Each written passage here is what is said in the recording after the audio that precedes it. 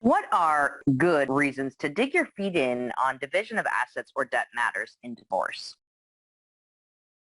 If one party comes in and says, well, I don't want to give a share of my pension to the other spouse. Well, the courts almost always divide pensions. It's an extremely rare exception that a court would refuse to divide a pension.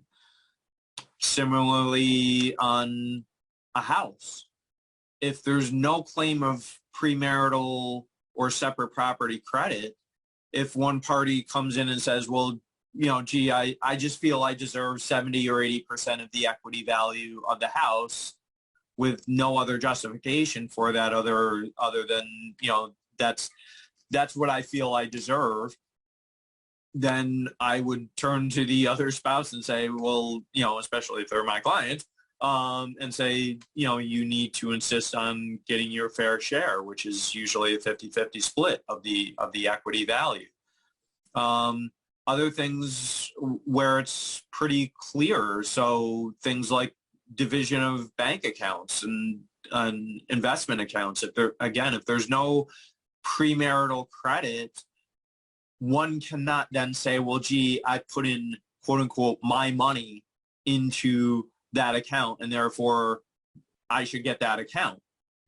That's not the way the law works. If it's a marital account, it doesn't matter whether you took money from your job earnings and deposited it into that account. Once you say, I do, you have formed an economic partnership, and therefore your money is your spouse's money and your spouse's money is your money.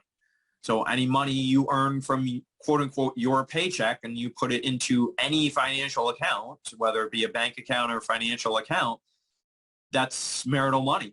And therefore it's presumptively divisible 50-50, and it's your burden to prove why that shouldn't be divided 50-50. And if there's no good reason why it should not be divided 50-50, then, the attorney would advise their client, insist on the 50-50 division.